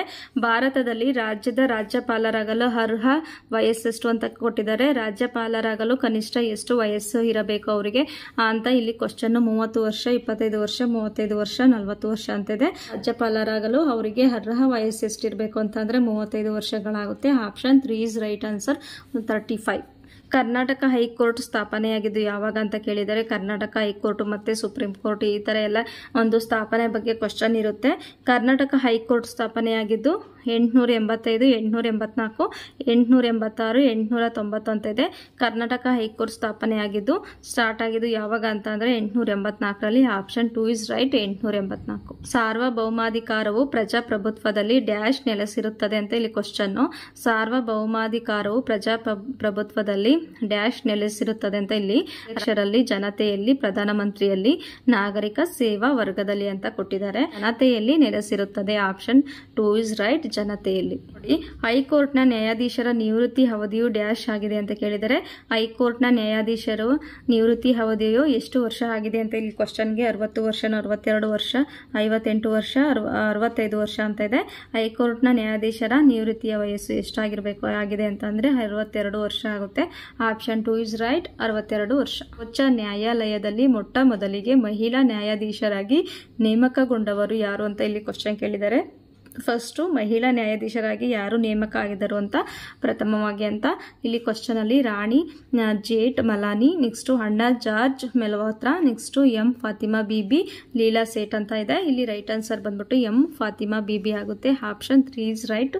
ಸರ್ವೋಚ್ಚ ನ್ಯಾಯಾಲಯದಲ್ಲಿ ಮೊಟ್ಟ ಮೊದಲಿಗೆ ಮಹಿಳಾ ನ್ಯಾಯಾಧೀಶರಾಗಿ ಯಾರು ನೇಮಕಗೊಂಡರು ಅಂತ ಅಂದ್ರೆ M Fatima Bibi. Option 3 is right. Next one, ಈ ಕೆಳಗಿನ ಯಾವ ವಿಧಿಯು ಭಾರತದ ಪ್ರಧಾನಮಂತ್ರಿಯನ್ನು ನೇಮಿಸಲು ರಾಷ್ಟ್ರಪತಿಗೆ ಅಧಿಕಾರ ನೀಡುತ್ತದೆ ಅಂತ ಇಲ್ಲಿ ಕ್ವಶನ್ನು. ಯಾವ ಒಂದು ವಿಧಿಯ ಮೂಲಕ ರಾಷ್ಟ್ರಪತಿಯವರು ಭಾರತದ ಪ್ರಧಾನಮಂತ್ರಿಯನ್ನು ನೇಮಿಸುತ್ತಾರೆ ಅಂತ ಇಲ್ಲಿ ಕ್ವಶನ್ಗೆ ವಿಧಿ article 74, article 75, so article 76, article 77 ಅಂತ ಇದೆ. ಸೊ ಇದಕ್ಕೆ ರೈಟ್ ಆನ್ಸರ್ ಬಂದ್ಬಿಟ್ಟು ಆರ್ಟಿಕಲ್ 75 ಆಗುತ್ತೆ. ವಿಧಿ 75ರ ಮೂಲಕ ರಾಷ್ಟ್ರಪತಿಯವರು ಪ್ರಧಾನಮಂತ್ರಿಯನ್ನು ನೇಮಿಸಲು ಅಧಿಕಾರ ನೀಡುವ ವಿಧಿಯ ಆರ್ಟಿಕಲ್ ಅಂತ ಅಂದ್ರೆ ಆರ್ಟಿಕಲ್ 75. ಈ ಕೆಳಗಿನ ಯಾವ ವೈಶಿಷ್ಟ್ಯವು ಭಾರತೀಯ ಸಂವಿಧಾನದ ಸಂಯುಕ್ತ ಪಾತ್ರವನ್ನು ಬೆಂಬಲಿಸುವುದಿಲ್ಲ ಅಂತ ಇಲ್ಲಿ ಕ್ವಶನ್ನು. ಕೇಂದ್ರ ಮತ್ತು ರಾಜ್ಯಗಳ ನಡುವಣ ಅಧಿಕಾರಗಳ ವಿಂಗಡಣೆ, ನ್ಯಾಯಾಲಯಗಳ ಅಧಿಕಾರಗಳು, ಸಂವಿಧಾನವೇ ಸರ್ವಶ್ರೇಷ್ಠವೆಂಬ ಅಂಶ, ಏಕಪೌರತ್ವ ಅಂತ ಇದೆ. ಸೊ ಇದಕ್ಕೆ ರೈಟ್ ಆನ್ಸರ್ ಬಂದ್ಬಿಟ್ಟು ಏಕಪೌರತ್ವ ಆಗುತ್ತೆ. ನೋಡ್ಕೊಳ್ಳಿ. ವಾಯುಭಾರ ಮಾಪಕ ಏನನ್ನು ಅಳೆಯುತ್ತದೆ ಅಂತ ಇಲ್ಲಿ ಕ್ವಶನ್ಗೆ ಇಲ್ಲಿ ಸೈನ್ಸ್ ರಿಲೇಟೆಡ್ ಕ್ವಶನ್ ಕೇಳಿದರೆ ಗಾಳಿಯ ವೇಗ, ಗಾಳಿಯ ದಿಕ್ಕು, ಒತ್ತಡ, ಆರ್ದ್ರತೆ ಅಂತ 4 ಆಪ್ಷನ್ಗಳಲ್ಲಿ ವಾಯುಭಾರ ಮಾಪಕ ಒತ್ತಡವನ್ನು ಅಳೆಯುತ್ತದೆ. ಆಪ್ಷನ್ 3 ಇಸ್ ರೈಟ್, ಒತ್ತಡ. ನೆಕ್ಸ್ಟ್ ಒನ್ ಇಲ್ಲಿ ನೋಡಿ, ಕರ್ನಾಟಕದ ಕರಾವಳಿಯ ಉದ್ದ ಎಷ್ಟು ಅಂತ ಕೇಳಿದರೆ ಕರ್ನಾಟಕದ ಕರಾವಳಿಯ ಉದ್ದ ಎಷ್ಟು ಅಂತ ಇಲ್ಲಿ ಕ್ವಶನ್ಗೆ 320 ಕಿಲೋಮೀಟರ್, 325 ಕಿಲೋಮೀಟರ್, 321 ಕಿಲೋಮೀಟರ್, 330 ಕಿಲೋಮೀಟರ್ ಅಂತ ಕೊಟ್ಟಿದ್ದಾರೆ. ನಮ್ಮ ಕರ್ನಾಟಕದ ಕರಾವಳಿಯ ಉದ್ದ ಎಷ್ಟು ಅಂತ ಅಂದ್ರೆ 320 ಕಿಲೋಮೀಟರ್. ನೆಕ್ಸ್ಟ್, ಜಗತ್ತಿನ ಅತಿ ದೊಡ್ಡ ದ್ವೀಪ ಸಮೂಹ ಯಾವುದು ಅಂತ ಕೊಟ್ಟಿದ್ದಾರೆ. ಜಗತ್ತಿನ ಅತಿ ದೊಡ್ಡ ದ್ವೀಪ ಸಮೂಹ ಯಾವುದು ಅಂತ ಇಲ್ಲಿ ಕ್ವಶನ್ಗೆ ಅಂಡಮಾನ್ ಮತ್ತು ನಿಕೋಬಾರ್, ಮಲೇಷಿಯಾ, ಇಂಡೋನೇಷಿಯಾ, ಮಾಲ್ಡೀವ್ಸ್ ಅಂತ ಇದೆ. ಸೊ ಇದಕ್ಕೆ ರೈಟ್ ಆನ್ಸರ್ ಬಂದ್ಬಿಟ್ಟು ಇಂಡೋನೇಷಿಯಾ. ಇಂಡೋನೇಷಿಯಾದಲ್ಲಿ ತುಂಬಾ ದ್ವೀಪಗಳು ಇದಾವೆ. ಸೊ ಹಂಗಾಗಿ ಇಲ್ಲಿ ರೈಟ್ ಆನ್ಸರ್ ಬಂದ್ಬಿಟ್ಟು ಇಂಡೋನೇಷಿಯಾ. ನೆಕ್ಸ್ಟ್ ಒನ್ ನೋಡಿ, ಇಲ್ಲಿ ಈ ಕೆಳಗಿನವುಗಳಲ್ಲಿ ಯಾವುದು ಸರಿಯಾಗಿ ಹೋಲಿಕೆಯಾಗುವುದಿಲ್ಲ ಅಂತ ಇಲ್ಲಿ ಕ್ವಶನ್ನು ಇಲ್ಲಿ ಕೊಟ್ಟಿದ್ದಾರೆ. ಅದಕ್ಕೆ ರೈಟ್ ಆಗಿರೋ ಆನ್ಸರ್ ನಾವು ಯಾವುದು ಅಂತ ನೋಡಿದೆ. ಯಾವುದು ಅದಕ್ಕೆ ಕೊಟ್ಟಿರೋವಂಥ ಆಪ್ಷನ್ಗಳಲ್ಲಿ ಯಾವುದು ಮ್ಯಾಚ್ ಆಗುತ್ತೆ ಅಂತ ಹೊಂದಿಕೆ ಆಗುತ್ತೆ ಅಂತ ನೋಡಬೇಕಾಗುತ್ತೆ. ಕೊಡಚಾದ್ರಿ ಬೆಟ್ಟ ಶಿವಮೊಗ್ಗ, ಮುಳ್ಳಯ್ಯನಗಿರಿ ಬೆಟ್ಟ ಚಿಕ್ಕಮಗಳೂರು, ಶಿವಗಂಗೆ ಬೆಟ್ಟ ತುಮಕೂರು, ಪುಷ್ಪಗಿರಿ ಬೆಟ್ಟ ಕೊಡಗು ಅಂತ ಇದೆ. ಕೊಡಚಾದ್ರಿ ಬೆಟ್ಟ ಶಿವಮೊಗ್ಗದಲ್ಲಿ ಇದೆ. So right. ಮುಳ್ಳಯ್ಯನಗಿರಿ ಬೆಟ್ಟ ಚಿಕ್ಕಮಗಳೂರು, ಅದು ರೈಟು. ಪುಷ್ಪಗಿರಿ ಬೆಟ್ಟ ಕೊಡಗುನಲ್ಲಿದೆ. ಶಿವಗಂಗೆ ಬೆಟ್ಟ ಬಂದ್ಬಿಟ್ಟು ತುಮಕೂರಲ್ಲಿಲ್ಲ, ಇದು ತಿಪಟೂರಿಗೆ ಸೇರುತ್ತೆ ಅನ್ಕೊಂಡಿದ್ದೀನಿ. ಇದು ಶಿವಗಂಗೆ ಬೆಟ್ಟ ತುಮಕೂರಲ್ಲ. ಸೊ ಹಂಗಾಗಿ ಇದಕ್ಕೆ 3 ಇಸ್ ರೈಟ್ ಆನ್ಸರ್. ನೆಕ್ಸ್ಟ್ ನೋಡಿ, ಇಲ್ಲಿ ಉಷ್ಣವಲಯ ಕಾಡುಗಳು ದಟ್ಟವಾಗಿವೆ, ಕಾರಣ ಕೇಳ್ತಿದ್ದಾರೆ. ಉಷ್ಣವಲಯದ ಕಾಡುಗಳು ಯಾಕೆ ದಟ್ಟವಾಗಿವೆ, ಅದಕ್ಕೆ ಕಾರಣ ಏನು ಅಂತ ಇಲ್ಲಿ ಕ್ವಶನ್ ಕೇಳಿದ್ದಾರೆ. ಆಪ್ಷನ್: ವನ್ಯ ಪ್ರಾಣಿಗಳು, ಅತಿಯಾದ ಉಷ್ಣತೆ ಮತ್ತು ಕಡಿಮೆ ಮಳೆ, ಅತಿ ಕಡಿಮೆ ಉಷ್ಣಾಂಶ ಮತ್ತು ಕಡಿಮೆ ಮಳೆ, ಅಧಿಕ ಉಷ್ಣಾಂಶ ಮತ್ತು ಅಧಿಕ ಮಳೆ ಅಂತ ಇಲ್ಲಿ ಆಪ್ಷನ್ ಕೊಟ್ಟಿದ್ದಾರೆ. ಉಷ್ಣವಲಯದ ಕಾಡುಗಳು ದಟ್ಟವಾಗಿವೆ ಕಾರಣ ಏನು ಅಂತ ಅಂದ್ರೆ ಅಧಿಕ ಉಷ್ಣಾಂಶ ಮತ್ತು ಅಧಿಕ ಮಳೆ ಬರುತ್ತೆ. ಸೊ ಹಂಗಾಗಿ ಆ ಒಂದು ಉಷ್ಣವಲಯದ ಕಾಡುಗಳು ದಟ್ಟವಾಗಿವೆ. Option 4 is correct. ಅಧಿಕ ಉಷ್ಣಾಂಶ ಮತ್ತು ಅಧಿಕ ಮಳೆಯಿಂದಾಗಿ ಉಷ್ಣವಲಯದ ಕಾಡುಗಳು ದಟ್ಟವಾಗಿವೆ. ಸೊ ಕೆಳಗಿನವುಗಳಲ್ಲಿ ಯಾವ ಒಂದು ಜೋಡಿಯು ಸರಿಯಾಗಿ ಹೊಂದಾಣಿಕೆಯಾಗಿರುವುದಿಲ್ಲ ಅಂತ ಇಲ್ಲಿ ಕ್ವಶನ್ ಇದೆ. ಕೆಳಗಿನವುಗಳಲ್ಲಿ ಯಾವ ಒಂದು ಜೋಡಿಯು ಸರಿಯಾಗಿ ಹೊಂದಾಣಿಕೆಯಾಗಿರುವುದಿಲ್ಲ ಅಂತ ಇಲ್ಲಿ ಕ್ವಶನ್. ಜಾಗತಿಕ ಸಾಗರ ದಿನ ಜೂನ್ 8ರಲ್ಲ, ಜಾಗತಿಕ ಅರಣ್ಯ ದಿನ ಮಾರ್ಚ್ 21, ಭೂಮಿ ದಿನ ಏಪ್ರಿಲ್ 22, ಜಾಗತಿಕ ಜನಸಂಖ್ಯೆ ದಿನ ಜುಲೈ 25 ಅಂತ ಇದೆ. ಸೊ ಇದಕ್ಕೆ ರೈಟ್ ಆನ್ಸರ್ ಬಂದ್ಬಿಟ್ಟು ಯಾವುದು ಸರಿಯಾಗಿ ಹೊಂದಿಕೆ ಆಗುವುದಿಲ್ಲ ಅಂತ ಇಲ್ಲಿ ಕ್ವಶನ್ ಅಲ್ಲಿ. ಜಾಗತಿಕ ಸಾಗರ ದಿನ ಜೂನ್ 8 ಕರೆಕ್ಟು, ಜಾಗತಿಕ ಅರಣ್ಯ ದಿನ ಮಾರ್ಚ್ 21 ಕರೆಕ್ಟು, ಭೂಮಿ ದಿನ ಏಪ್ರಿಲ್ 22 ಕರೆಕ್ಟು. ಜಾಗತಿಕ ಜನಸಂಖ್ಯೆ ದಿನ ಜುಲೈ 25 ಅಲ್ಲ, ಇದು ರಾಂಗ್ ಆಗಿದೆ. ಸೊ ಅದಕ್ಕೆ ರೈಟ್ ಆನ್ಸರ್ ಬಂದ್ಬಿಟ್ಟು ಯಾವುದೋ ಒಂದಕ್ಕೆ ಆಗುವುದಿಲ್ಲ ಅಂತ ಅಂದರೆ ಆಪ್ಷನ್ 4 ಇಸ್ ರೈಟ್. ನೋಡಿ ಇದು ಯಾಕೆ ತಪ್ಪಾಗಿದೆ ಅಂತ ಅಂದರೆ ಜಾಗತಿಕ ಜನಸಂಖ್ಯೆ ದಿನ ಬಂದ್ಬಿಟ್ಟು ಜುಲೈ ಯಾವತ್ತು ಅಂದರೆ ಜುಲೈ 11 ಆಗುತ್ತೆ. ಸೊ ಇಲ್ಲಿ ಜುಲೈ 25 ಅಂತ ಕೊಟ್ಟಿದ್ದಾರೆ. ಸೊ ಹಂಗಾಗಿ ಇದು ತಪ್ಪಾಗಿದೆ. ಜಾಗತಿಕ ಜನಸಂಖ್ಯೆ ದಿನ ಯಾವತ್ತು ಸೆಲೆಬ್ರೇಟ್ ಮಾಡ್ತೀವಿ ಅಂತ ಅಂದರೆ ಜುಲೈ 11. ನೆಕ್ಸ್ಟ್ ಒನ್ನು 7 ಬೆಟ್ಟಗಳ ನಗರ ಯಾವುದು ಅಂತ ಕೇಳಿದ್ದಾರೆ. 7 ಬೆಟ್ಟಗಳ ನಗರ ಯಾವುದು? ಲಂಡನ್, ರೋಮ್, ನ್ಯೂಯಾರ್ಕ್ ಮತ್ತು ಟೋಕಿಯೋ ಅಂತ ಕೊಟ್ಟಿದ್ದಾರೆ. ಇದಕ್ಕೆ 7 ಬೆಟ್ಟಗಳ ನಗರ ಯಾವುದು ಅಂತ ಅಂದರೆ ರೋಮ್ ಆಗುತ್ತೆ, ಇಟಲಿಯ ರೋಮ್. ಕೆಳಗಿನ ಪಟ್ಟಿ 1 ಬೆಳೆಗಳು ಮತ್ತು ಪಟ್ಟಿ 2 ರಾಜ್ಯದ ಹೆಸರು ಹೊಂದಿಸಿ ಕೆಳಗೆ ಕೊಟ್ಟಿರುವ ಸಂಕೇತಗಳಿಂದ ಸರಿಯಾದ ಆಯ್ಕೆ ಮಾಡಿ ಅಂತ ಇಲ್ಲಿ ಕ್ವಶನ್. ಸೊ ಬೆಳೆಗಳು ಮತ್ತು ರಾಜ್ಯಗಳು ಯಾವ್ಯಾವ ರಾಜ್ಯದಲ್ಲಿ ಯಾವ ಬೆಳೆನ ಜಾಸ್ತಿ ಬೆಳೀತಾರೆ ಅಂತ ಇಲ್ಲಿ ಕ್ವಶನ್ ಕೇಳಿದ್ದಾರೆ. ಸೊ ಇಲ್ಲಿ ನೋಡಿ ಕಬ್ಬು, ತೆಂಗು, ಕಾಫಿ, ಶೇಂಗಾ, ನೆಲಗಡಲೆ ಅಂತ ಕೊಟ್ಟಿದ್ದಾರೆ. ಇಲ್ಲಿ ಕರ್ನಾಟಕ, ಮಹಾರಾಷ್ಟ್ರ, ಆಂಧ್ರ ಪ್ರದೇಶ, ಕೇರಳ ಅಂತ 4 ರಾಜ್ಯಗಳು ಕೊಟ್ಟಿದ್ದಾರೆ. ಕಬ್ಬನ್ನ ಅತಿ ಹೆಚ್ಚಾಗಿ ಎಲ್ಲಿ ಬೆಳೀತಾರೆ ಅಂತ ಅಂದ್ರೆ ಮಹಾರಾಷ್ಟ್ರದಲ್ಲಿ ಅತಿ ಹೆಚ್ಚು ಕಬ್ಬು ಬೆಳೀತಾರೆ, ಕೇರಳದಲ್ಲಿ ಅತಿ ಹೆಚ್ಚು ತೆಂಗು ಬೆಳೆಯುತ್ತಾರೆ. ನೆಕ್ಸ್ಟ್ ಕಾಫಿನ ಅತಿ ಹೆಚ್ಚು ಎಲ್ಲಿ ಬೆಳೀತಾರೆ ಅಂತಂದ್ರೆ ಕರ್ನಾಟಕದಲ್ಲಿ ಅತಿ ಹೆಚ್ಚು ಕಾಫಿನ ಬೆಳೆಯುತ್ತಾರೆ. ನೆಕ್ಸ್ಟ್ ಶೇಂಗಾ, ನೆಲಗಡಲೆನ ಅತಿ ಹೆಚ್ಚು ಬೆಳೆಯೋದು ಯಾವ ಒಂದು ರಾಜ್ಯದಲ್ಲಿ ಅಂತ ಅಂದ್ರೆ ಆಂಧ್ರ ಪ್ರದೇಶ ರಾಜ್ಯದಲ್ಲಿ ಆಗುತ್ತೆ. ಶೇಂಗಾ ಜಾಸ್ತಿ ಬೆಳೆಯೋದು ಆಂಧ್ರ ಪ್ರದೇಶ ರಾಜ್ಯದಲ್ಲಿ. ನೆಕ್ಸ್ಟ್ ಒನ್ನು ಕರ್ನಾಟಕದ ಪೂರ್ವ ಪಶ್ಚಿಮದ ಅಗಲವೆಷ್ಟು ಅಂತ ಕೇಳಿದರೆ. ಇದು ಕರ್ನಾಟಕ ಅಂತ ಒಂದು ಮ್ಯಾಪ್ ಇದ್ರೆ ಅದು ಪೂರ್ವದಿಂದ ಪಶ್ಚಿಮಕ್ಕೆ ಎಷ್ಟು ಕಿಲೋಮೀಟರ್ ಇದೆ ಅಂತ ಇಲ್ಲಿ ಕ್ವಶನ್ ಕೇಳಿದರೆ. ಕರ್ನಾಟಕದ ಪೂರ್ವ ಪಶ್ಚಿಮದ ಅಗಲವೆಷ್ಟು ಅಂತ ಇಲ್ಲಿ ಕ್ವಶನ್ಗೆ 400 ಕಿಲೋಮೀಟರ್, 350 ಕಿಲೋಮೀಟರ್, 300 ಕಿಲೋಮೀಟರ್, 375 ಕಿಲೋಮೀಟರ್ ಅಂತ ಇದೆ. ಸೊ ಕರ್ನಾಟಕದ ಪೂರ್ವ ಪಶ್ಚಿಮದ ಅಗಲ ಅಂತ ಅಂದ್ರೆ ಈ ಕರ್ನಾಟಕ ಈ ತರ ಮ್ಯಾಪ್ ಇದ್ರೆ ಇದರಲ್ಲಿ ಪೂರ್ವದಿಂದ ಪಶ್ಚಿಮವರೆಗೂ ಎಷ್ಟು ಅಗಲ ಇದೆ ಅಂತ ಇಲ್ಲಿ ಕೇಳಿದ್ದಾರೆ. ಸೊ ಅದಕ್ಕೆ ರೈಟ್ ಆನ್ಸರ್ ಬಂದ್ಬಿಟ್ಟು 400 ಕಿಲೋಮೀಟರ್ ಇದೆ, ಅಂದ್ರೆ 400 ಕಿಲೋಮೀಟರ್. ಈ ಕೆಳಗಿನವುಗಳಲ್ಲಿ ಒಂದು ನದಿ ಸಮಭಾಜಕ ವೃತ್ತವನ್ನು 2 ಸಲ ಹಾದು ಹೋಗುತ್ತದೆ ಅಂತ ಇಲ್ಲಿ ಕ್ವಶನ್ ಕೇಳಿದ್ದಾರೆ. ಯಾವ ಒಂದು ನದಿ ಸಮಭಾಜಕ ವೃತ್ತವನ್ನು 2 ಸಲ ಹಾದು ಹೋಗುತ್ತದೆ ಅಂತ ಇಲ್ಲಿ ಕ್ವಶನ್ಗೆ ವರ್ಲ್ಡ್ ಮ್ಯಾಪ್ ಅಲ್ಲಿ ಸೊ ಇದು ಸಮಭಾಜಕ ವೃತ್ತ ಅಂತಂದ್ರೆ ಇಲ್ಲಿ ವರ್ಲ್ಡ್ ಮ್ಯಾಪ್ ಅಲ್ಲಿ ಇದು ಸಮಭಾಜಕ ವೃತ್ತ. ಈ ಒಂದು ವೃತ್ತವನ್ನು 2 ಸಲ ಹಾದು ಹೋಗುವ ಅಂದ್ರೆ ಹಿಂಗ್ ಬಂದು ಹಾದು ಹೋಗುವ ನದಿ ಯಾವುದು ಅಂತ ಕೇಳಿದರೆ. ಸೊ ಕಾಂಗೋ ನದಿ, ಅಮೆಜಾನ್ ನದಿ, ನೈಜರ್ ನದಿ, ನೈಲ್ ನದಿ ಅಂತ ಇದೆ. ಸೊ ಇದಕ್ಕೆ ರೈಟ್ ಆನ್ಸರ್ ಬಂದ್ಬಿಟ್ಟು ಕಾಂಗೋ ನದಿ ಆಗುತ್ತೆ. ಈ ಕಾಂಗೋ ನದಿ ಸಮಭಾಜಕ ವೃತ್ತವನ್ನು 2 ಸಲ ಹಾದು ಹೋಗುತ್ತೆ. ಹಿಂಗೊಂದ್ಸಲ ಬರುತ್ತೆ, ಹಿಂಗೊಂದ್ಸಲ ಬರುತ್ತೆ, ಒಟ್ಟಿನಲ್ಲಿ ಟೋಟಲ್ 2 ಸಲ ಹಾದು ಹೋಗುವ ನದಿ ಆಗಿದೆ. ಸೊ ರೈಟ್ ಆನ್ಸರ್ ಬಂದ್ಬಿಟ್ಟು ಕಾಂಗೋ ನದಿ. ಭಾರತದ ರೈತರು ಸಾಲದಲ್ಲೇ ಹುಟ್ಟಿ ಸಾಲದಲ್ಲೇ ಬದುಕಿ ಸಾಲದಲ್ಲೇ ಸತ್ತರು ಎನ್ನುವ ಸೂಕ್ತಿಗೆ ಬ್ರಿಟಿಷ್ ಕಾಲದ ಕೆಳಗಿನ ಯಾವ ಪದ್ಧತಿಯು ಕಾರಣವಾಗಿತ್ತು ಅಂತ ಇಲ್ಲಿ ಕ್ವಶನ್ ಇದೆ. ಭಾರತದ ರೈತರು ಸಾಲದಲ್ಲೇ ಹುಟ್ಟಿ ಸಾಲದಲ್ಲೇ ಬದುಕಿ ಸಾಲದಲ್ಲೇ ಸತ್ತರು ಅನ್ನೋ ಈ ಸೂಕ್ತಿಯು ಬ್ರಿಟಿಷರ್ ಕಾಲದ ಯಾವ ಒಂದು ಪದ್ಧತಿಗೆ ಕಾರಣವಾಗುತ್ತದೆ ಅಂತ ಇಲ್ಲಿ ಕ್ವಶನ್ಗೆ ಜಮೀನ್ದಾರಿ ಪದ್ಧತಿ, ಮಹಲ್ವಾರಿ ಪದ್ಧತಿ, ರೈತವಾರಿ ಪದ್ಧತಿ ಇವುಗಳಲ್ಲಿ ಯಾವುದು ಅಲ್ಲ ಅಂತ ಇದೆ. ಇದಕ್ಕೆ ಗ್ರೇಸ್ ಮಾರ್ಕ್ಸ್ ಕೊಟ್ಟಿದ್ರು. ಏಕೆ ಅಂತಂದ್ರೆ 3 ABC ಅಂತ 1 2 3 ಅಂತ 3 ಆಪ್ಷನ್ ರೈಟ್ ಅಂತ ಕೀ ಆನ್ಸರ್ ಅಲ್ಲಿ ಕೊಟ್ಟಿದ್ರು. ಇದಕ್ಕೆ ಕಮೆಂಟ್ ಮಾಡಿ ಯಾವುದು ಕರೆಕ್ಟ್ ಪದ್ಧತಿ ಅಂತ ಇಲ್ಲಿ ನೀವು ಕಮೆಂಟ್ ಮೂಲಕ ತಿಳಿಸಿ ಅಂತ ಹೇಳ್ತೀನಿ. ಇದಕ್ಕೆ ಒಟ್ಟಿನಲ್ಲಿ ಕೀ ಆನ್ಸರ್ ಅಲ್ಲಿ 1 2 3 ಅಂತ 3 ಆಪ್ಷನ್ಗಳನ್ನ ಸರಿ ಅಂತ ಕೊಟ್ಟಿದ್ರು. ನೆಕ್ಸ್ಟ್ ಒನ್ನು ಮೌರ್ಯರ ಕಾಲದಲ್ಲಿ ಈ ಕೆಳಗಿನ ಯಾರು ಸುದರ್ಶನ ಸರೋವರವನ್ನು ಕಟ್ಟಿದರು ಅಂತ ಇಲ್ಲಿ ಕ್ವಶನ್. ಮೌರ್ಯರ ಕಾಲದಲ್ಲಿ ಈ ಕೆಳಗಿನ ಯಾರು ಸುದರ್ಶನ ಸರೋವರವನ್ನು ಕಟ್ಟಿದರು ಅಂತ ಇಲ್ಲಿ ಕ್ವಶನ್ ಕೇಳಿದ್ದಾರೆ. ಹಿಸ್ಟ್ರಿ ರಿಲೇಟೆಡ್ ಈ ಒಂದು ಪೇಜಲ್ಲಿ ಕ್ವಶನ್ ಇದೆ. ಚಂದ್ರಗುಪ್ತ ಮೌರ್ಯ, ತುಷಾಸ್ಪ, ಅಶೋಕ, ಪುಷ್ಯಗುಪ್ತ ಅಂತ ಇದೆ. ಸುದರ್ಶನ ಸರೋವರವನ್ನು ಕಟ್ಟಿದವರು ಯಾರು ಅಂತ ಅಂದ್ರೆ ಪುಷ್ಯಗುಪ್ತ ಆಗುತ್ತೆ. Option 4 is correct, Pushyagupta. Next one ಈ ಕೆಳಗಿನ ಯಾವ ಭಾಷೆಯು ಕದಂಬರ ಕಾಲದ ಕೋರ್ಟ್ ಲ್ಯಾಂಗ್ವೇಜ್ ಆಗಿತ್ತು ಅಂತ ಇಲ್ಲಿ ಕ್ವಶನ್ ಕೊಟ್ಟಿದ್ದಾರೆ. ಕದಂಬರ ಕಾಲದ ಕೋರ್ಟ್ ಲ್ಯಾಂಗ್ವೇಜ್ ಯಾವ ಒಂದು ಭಾಷೆ ಆಗಿತ್ತು ಅಂತ ಇಲ್ಲಿ ಕ್ವಶನ್ ಅಲ್ಲಿ ಕನ್ನಡ ಮತ್ತು ಸಂಸ್ಕೃತ, ಖರೋಷ್ಠಿ ಮತ್ತು ಸಂಸ್ಕೃತ, ಪ್ರಾಕೃತ ಮತ್ತು ಸಂಸ್ಕೃತ, ಹಾರ್ಮೋನಿಕ್ ಮತ್ತು ಗ್ರೀಕ್ ಅಂತ ಇಲ್ಲಿ ಕ್ವಶನ್ ಕೊಟ್ಟಿದ್ದಾರೆ. ಇದಕ್ಕೆ ರೈಟ್ ಆನ್ಸರ್ ಬಂದ್ಬಿಟ್ಟು 1 ಮತ್ತು 3 ಆಗುತ್ತೆ. ಇಲ್ಲಿ ಕೊಟ್ಟಿಲ್ಲ, ಇದನ್ನು ಕೀ ಆನ್ಸರ್ ಅಲ್ಲಿ ಇದೇ ತರ ಕೊಟ್ಟಿದ್ರು 1 ಅಥವಾ 3 ಅಂತ. ಸೊ ಕನ್ನಡ ಮತ್ತು ಸಂಸ್ಕೃತ, ಪ್ರಾಕೃತ ಮತ್ತು ಸಂಸ್ಕೃತ ಅಂತ. ಇದನ್ನು ಕೂಡ ನೀವು ಕಮೆಂಟ್ ಮೂಲಕ ತಿಳಿಸಿ ಯಾವ್ದು ಕರೆಕ್ಟ್ ಅಂತ. ಇಲ್ಲಿ ಒಟ್ಟಿನಲ್ಲಿ ಕೀ ಆನ್ಸರ್ ಅಲ್ಲಿ 1 ಮತ್ತು 3 ಅಂತ ಕೊಟ್ಟಿದ್ರು. ಬೌದ್ಧ ಮಹಾಸಭೆಗಳು ಮತ್ತೆ ಅರಸರು ಅಂತ ಕೊಟ್ಟಿದ್ದಾರೆ. ಈ ಒಂದು ಬೌದ್ಧ ಮಹಾಸಭೆಗಳ ಬಗ್ಗೆ ಒಂದು ಕ್ವಶನ್ ಇದ್ದೇ ಇರುತ್ತೆ. ಸೊ ನೋಡ್ಕೊಳ್ಳಿ, ಇಲ್ಲಿ ಬೌದ್ಧ ಮಹಾಸಭೆಗಳು ಮತ್ತೆ ಅರಸರು ಅಂತ ಇಲ್ಲಿ ಕ್ವಶನ್ ಇದು ಕೇಳಿದ್ದಾರೆ. ಈ ಸೈಡ್ ಎಲ್ಲ ಅವತ್ತು ಮಹಾಸಭೆಗಳು ಮತ್ತೆ ಈ ಸೈಡ್ ಎಲ್ಲ ಯಾವ್ಯಾವ ಸಭೆಗಳನ್ನ ಯಾರ್ಯಾರು ಅರಸರು ಆಯೋಜನೆ ಮಾಡಿದ್ರು ಅಂತ ಇಲ್ಲಿ ಅರಸರ ನೇಮ್ ಇದೆ. ಇಲ್ಲಿ 1ನೇ ಬೌದ್ಧ ಮಹಾಸಭೆ, 2ನೇ ಬೌದ್ಧ ಮಹಾಸಭೆ, ನೆಕ್ಸ್ಟ್ 3ನೇ ಬೌದ್ಧ ಮಹಾಸಭೆ, ನೆಕ್ಸ್ಟ್ 4ನೇ ಬೌದ್ಧ ಮಹಾಸಭೆ ಅಂತ ಇಲ್ಲಿ 4 ಮಹಾಸಭೆಗಳು ಕೊಟ್ಟಿದ್ದಾರೆ. ಇಲ್ಲಿ ಕಾಲಾಶೋಕ, ಅಶೋಕ, ಕನಿಷ್ಕ, ಅಜಾತ ಶತ್ರು ಅಂತ ಇಲ್ಲಿ ಅರಸರ ನೇಮ್ ಕೊಟ್ಟಿದ್ದಾರೆ. ಸಭೆ 1ನೇ ಬೌದ್ಧ ಮಹಾಸಭೆನ ಯಾರು ಮಾಡಿದರು ಅಂತ ಅಂದ್ರೆ ಅಜಾತ ಶತ್ರು ಆಗುತ್ತೆ, ಆಪ್ಷನ್ 4. ನೆಕ್ಸ್ಟ್ 2ನೇ ಬೌದ್ಧ ಮಹಾಸಭೆ ಯಾರ ಕಾಲದಲ್ಲಿ ಆಗಿತ್ತು ಅಂತ ಅಂದ್ರೆ ಕಾಲಾಶೋಕ. ನೆಕ್ಸ್ಟ್ 3ನೇ ಬೌದ್ಧ ಮಹಾಸಭೆ ಯಾವ ಒಂದು ರಾಜನ ಕಾಲದಲ್ಲಿ ಆಗಿತ್ತು ಅಂತ ಅಂದ್ರೆ ಅಶೋಕ. 4ನೇ ಬೌದ್ಧ ಮಹಾಸಭೆ ಯಾರ ಒಂದು ಕಾಲದಲ್ಲಿ ಆಗಿತ್ತು ಅಂತ ಅಂದ್ರೆ ಕನಿಷ್ಕ. ಆಪ್ಷನ್ 3 is 4ಗೆ ಡಿಗೆ 3 ಆಗುತ್ತೆ. ನೋಡಿ, 1ನೇ ಬೌದ್ಧ ಮಹಾಸಭೆ ಯಾರ ಕಾಲದಲ್ಲಿ ಅಂತ ಅಂದ್ರೆ ಅಜಾತ ಶತ್ರು. 2ನೇ ಬೌದ್ಧ ಮಹಾಸಭೆ ಯಾರ ಕಾಲದಲ್ಲಿ ಅಂದ್ರೆ ಕಾಲಾಶೋಕ. 3ನೇ ಬೌದ್ಧ ಮಹಾಸಭೆ ಅಶೋಕನ ಕಾಲದಲ್ಲಿ. 4ನೇ ಬೌದ್ಧ ಮಹಾಸಭೆ ಕನಿಷ್ಕನ ಕಾಲದಲ್ಲಿ. ಸೊ ಮ್ಯಾಚ್ ಮಾಡಿದ್ದೀನಿ, ಬರ್ಕೊಳ್ಳಿ.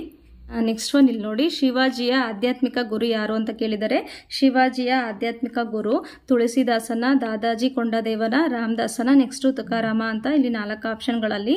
ಇದು ಶಿವಾಜಿಯ ಆಧ್ಯಾತ್ಮಿಕ ಗುರು ಯಾರು ಅಂತ ಅಂದ್ರೆ ರಾಮದಾಸ ಆಗುತ್ತೆ. ಇವರು ಶಿವಾಜಿಯ ಆಧ್ಯಾತ್ಮಿಕ ಗುರು ಆಗ್ತಾರೆ. ರಾಜಕೀಯ ಗುರು ಯಾರು ಅಂತ ಅಂದ್ರೆ ದಾದಾಜಿ ಕೊಂಡದೇವ. ಇವರು ರಾಜಕೀಯ ಗುರು ಯಾರು ಅಂತ ಅಂದ್ರೆ ದಾದಾಜಿ ಕೊಂಡದೇವ. ಇಲ್ಲಿ ಕೇಳಿರೋ ಕ್ವಶನ್ ಆಧ್ಯಾತ್ಮಿಕ ಗುರು, ಸೊ ಹಂಗಾಗಿ ಆಪ್ಷನ್ 3 ಇಸ್ ರೈಟ್. ಬಕ್ಸರ್ ಕದನವು ಯಾವ ಒಪ್ಪಂದದೊಂದಿಗೆ ಮುಕ್ತಾಯವಾಯಿತು ಅಂತ ಇಲ್ಲಿ ಕ್ವಶನ್ ಕೊಟ್ಟಿದ್ದಾರೆ. ಬಕ್ಸರ್ ಕದನವು ಯಾವ ಒಪ್ಪಂದದೊಂದಿಗೆ ಮುಕ್ತಾಯವಾಯಿತು ಅಂತ ಈ ಕ್ವಶನ್. ಬಕ್ಸರ್ ಕದನವು 1764ರಲ್ಲಿ ನಡೆಯುತ್ತೆ. ಬಕ್ಸರ್ ಕದನ ಯಾವ ವರ್ಷ ನಡೆಯಿತು ಅಂತ ಅಂದ್ರೆ 1764ರಲ್ಲಿ. ಮದ್ರಾಸ್ ಒಪ್ಪಂದದೊಂದಿಗೆ ಕೊನೆ ಆಯ್ತಾ. ನೆಕ್ಸ್ಟ್ ಅಲಿನಗರ ಒಪ್ಪಂದ, ಪಾಂಡಿಚೇರಿ ಒಪ್ಪಂದ, ಅಲಹಾಬಾದ್ ಒಪ್ಪಂದ ಅಂತ ಇದೆ. ಈ ಒಂದು ಬಕ್ಸರ್ ಕದನ ಏನು 1764ರಲ್ಲಿ ನಡೆಯಿತು, ಅದು ಯಾವ ಒಂದು ಒಪ್ಪಂದದೊಂದಿಗೆ ಮುಕ್ತಾಯವಾಯಿತು ಅಂತ ಅಂದ್ರೆ ಅಲಹಾಬಾದ್ ಒಪ್ಪಂದದೊಂದಿಗೆ ಈ ಒಂದು ಬಕ್ಸರ್ ಕದನ ಮುಕ್ತಾಯವಾಯಿತು. Option 4 is right. ಭಾರತದಲ್ಲಿ ಪ್ರಥಮ ಬಾರಿಗೆ ಇಂಡಿಯನ್ ಸಿವಿಲ್ ಸರ್ವಿಸ್, ಭಾರತ ನಾಗರಿಕ ಸೇವೆ ಜಾರಿಗೆ ತಂದ ಗವರ್ನರ್ ಜನರಲ್ ಯಾರು ಅಂತ ಕೇಳಿದರೆ Warren Hastings, lord Cornwallis, lord William Bentinck, next lord Wellesley ಅಂತ ಇದೆ. ಲಾರ್ಡ್ ಕಾರ್ನ್ವಾಲಿಸ್ ಆಗುತ್ತೆ. Option 2 is right answer. ಕಾಯಂ ಜಮೀನ್ದಾರಿ ಪದ್ಧತಿಯನ್ನು ಕೂಡ ಜಾರಿಗೆ ತಂದವರು ಯಾರು ಅಂತ ಅಂದ್ರೆ ಲಾರ್ಡ್ ಕಾರ್ನ್ವಾಲಿಸ್ ಆಗುತ್ತೆ. ಇವರು ಇಂಡಿಯನ್ ಸಿವಿಲ್ ಸರ್ವಿಸ್ ಮತ್ತು ಕಾಯಂ ಜಮೀನ್ದಾರಿ ಪದ್ಧತಿಯನ್ನು ಕೂಡ ಜಾರಿಗೆ ತಂದವರು ಯಾರು ಅಂತ ಅಂದ್ರೆ ಲಾರ್ಡ್ ಕಾರ್ನ್ವಾಲಿಸ್ ಆಗುತ್ತೆ. ಸೊ ಇದಕ್ಕೆ right answer lord Cornwallis. Next ಅನ್ನು ಪ್ರಬುದ್ಧ ಭಾರತ ಎಂಬ ಆಂಗ್ಲ ಪತ್ರಿಕೆಯನ್ನು ಈ ಕೆಳಗಿನವರಲ್ಲಿ ಯಾರು ಪ್ರಕಟಿಸಿದರು ಅಂತ ಇದೆ. ಪ್ರಬುದ್ಧ ಭಾರತ ಎಂಬ ಆಂಗ್ಲ ಪತ್ರಿಕೆಯನ್ನು ಈ ಕೆಳಗಿನವರಲ್ಲಿ ಯಾರು ಪ್ರಕಟಿಸಿದರು ಅಂತ ಇಲ್ಲಿ ಕ್ವಶನ್ಗೆ ಸ್ವಾಮಿ ದಯಾನಂದ ಸರಸ್ವತಿ, ರಾಜಾರಾಮ್ ಮೋಹನ್ ರಾಯ್, ಅನಿ ಬೆಸೆಂಟ್, ಸ್ವಾಮಿ ವಿವೇಕಾನಂದ ಅಂತ ಇದೆ. ಇದಕ್ಕೆ ರೈಟ್ ಆನ್ಸರ್ ಬಂದ್ಬಿಟ್ಟು ಸ್ವಾಮಿ ವಿವೇಕಾನಂದ ಆಗುತ್ತೆ. ಸ್ವಾಮಿ ವಿವೇಕಾನಂದ ಅವರು ಪ್ರಬುದ್ಧ ಭಾರತ ಎಂಬ ಆಂಗ್ಲ ಪತ್ರಿಕೆಯನ್ನು ಪ್ರಕಟಿಸಿದರು. ಹೊಸದಾಗಿ ಯಾರು ಕಾಂಪಿಟೇಟಿವ್ ಜಗತ್ತಿಗೆ ಬಂದಿದ್ದೀರಾ ಮತ್ತು ಯಾರು ಹೊಸದಾಗಿ VAOಗೆ ಅಪ್ಲೈ ಮಾಡಿ ಎಕ್ಸಾಮ್ ಬರಿತಾ ಇದ್ದೀರಾ, ಅದು ಜನರಲ್ ಸ್ಟಡೀಸ್ ಬಗ್ಗೆ ಇವೆಲ್ಲ ತುಂಬಾ ಇಂಪಾರ್ಟೆಂಟ್. ಇದೆಲ್ಲ ನಿಮ್ಗೆ ಗೊತ್ತಿರಲ್ಲ. ಇವೆಲ್ಲ ನೀವು ಕ್ವಶನ್ ಆ್ಯಂಡ್ ಆನ್ಸರ್ನ ಅನಲೈಸ್ ಮಾಡಿದಾಗ ನಿಮಗೆ ಆದಷ್ಟು ಗೊತ್ತಾಗುತ್ತೆ. ಈಸಿಯಾಗಿ ಯಾವ ಥರ ಓದ್ಬೋದು ಅಂತ ನಿಮಗೆ ಗೊತ್ತಾಗುತ್ತೆ. ಸೊ ಅದಕ್ಕೋಸ್ಕರ ನಾನು ಈ ಒಂದು ಕ್ವಶನ್ ಪೇಪರ್ನ ಅನಾಲಿಸಿಸ್ ಮಾಡ್ತಿದ್ದೀನಿ. ಡಾಕ್ಟರ್ BR ಅಂಬೇಡ್ಕರ್ ಅವರ ನೇತೃತ್ವದಲ್ಲಿ ಮಹಾಡ್ ಸತ್ಯಾಗ್ರಹ ನಡೆದ ವರ್ಷ ಅಂತ ಕೇಳಿದರೆ ಮಹಾಡ್ ಸತ್ಯಾಗ್ರಹ ಯಾರು ನಡೆಸಿದ್ರು ಅಂತ ಕ್ವಶನ್ ಕೇಳ್ಬೋದು. ಅದಕ್ಕೆ ಡಾಕ್ಟರ್ BR ಅಂಬೇಡ್ಕರ್ ಆಗುತ್ತೆ. ಯಾವ ವರ್ಷದಲ್ಲಿ ಮಹಾಡ್ ಸತ್ಯಾಗ್ರಹ ನಡೆದ ವರ್ಷ ಯಾವುದು ಅಂತ ಅಂದ್ರೆ 1927, 1929, 1930, 1932 ಅಂತ ಇದೆ. ಅಂದ್ರೆ 1927 option 1 is right. Mahad Satyagraha ನಡೆದ ವರ್ಷ 1927. ಇಲ್ಲಿವರೆಗೂ ನಾನು previous year general studies question and ಆನ್ಸರ್ನ ನಿಮ್ಮ ಹತ್ರ ಶೇರ್ ಮಾಡಿದ್ದೀನಿ. ಇದೇ ರೀತಿ ನೆಕ್ಸ್ಟ್ ಕ್ಲಾಸಲ್ಲೂ ಕೂಡ ಕಂಟಿನ್ಯೂ ಮಾಡ್ತೀನಿ. ತುಂಬಾನೇ ಯೂಸ್ ಆಗುತ್ತೆ ಅಂತ ನನ್ನ ಭಾವನೆ. ನೆಕ್ಸ್ಟ್ ಯಾರೆಲ್ಲ ಚಾನಲ್ನ ಸಬ್ಸ್ಕ್ರೈಬ್ ಮಾಡಿಲ್ಲ, ಪ್ಲೀಸ್ ಚಾನಲ್ನ ಸಬ್ಸ್ಕ್ರೈಬ್ ಮಾಡಿ ವಾಚ್ ಮಾಡಿ. ಇಲ್ಲಿವರೆಗೂ ವಿಡಿಯೋ ನೋಡಿದ್ದಕ್ಕೆ ಥ್ಯಾಂಕ್ ಯು ಸೋ ಮಚ್.